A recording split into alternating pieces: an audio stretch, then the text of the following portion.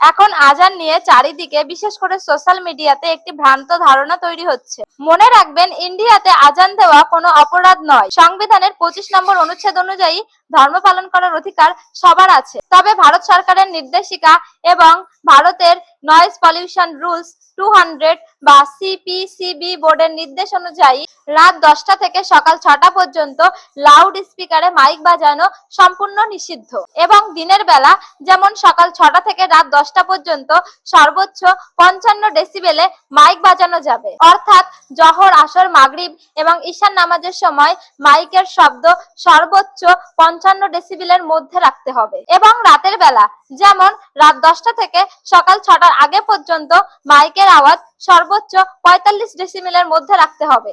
অর্থাৎ ফজরের আজান যেমন সকাল 6টার আগে হয়, তাই ফজরের আজান সবসময় 45 ডেসিবেলের মধ্যে করতে হবে। তবে মনে রাখবেন, এই আইন শুধু মুসলিমদের জন্য নয়, এই আইন সমগ্র জাতির ওপর লাগু হয়েছে। অর্থাৎ দুর্গাপুজো, কালীপুজো এবং বড়দিনেও এই আইন কঠোরভাবে মানতে হবে। ভিডিওটি ভালো লাগলে বন্ধুদের সাথে শেয়ার করে দিন এবং আমার এই পেজটি ফলো আর সাবস্ক্রাইব করে দিন। ধন্যবাদ।